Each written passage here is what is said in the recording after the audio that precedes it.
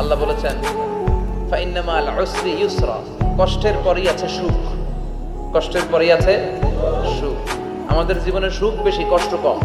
কয়দিন না খেয়েছিলাম, কয়দিন বিপদে পড়ছি, কয়দিন ডাকাইতে ধরছে, এক মাসের মধ্যে অসুস্থ থাকি কয়দিন আর সুস্থ থাকি কয়দিন, এটা হিসাব করে না। অসুস্থ যে ছিল খালি এটা খেয়াল রাখে, আছে না নাই? তার মানে ইন্না মাল উসরি ইউসরা, দুঃখের পরে আছে সুখ, মোটিভেশন।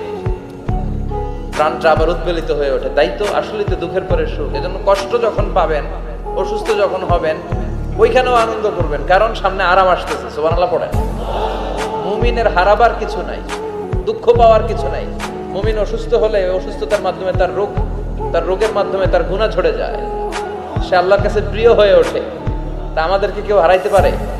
কথা বলেন, আমাদের কেউ ভয় দেখাইতে পারে? মোটিভেশনাল সূরা, সূরাতুল ইনশিরাহ আর সূরাতুদ দুহা,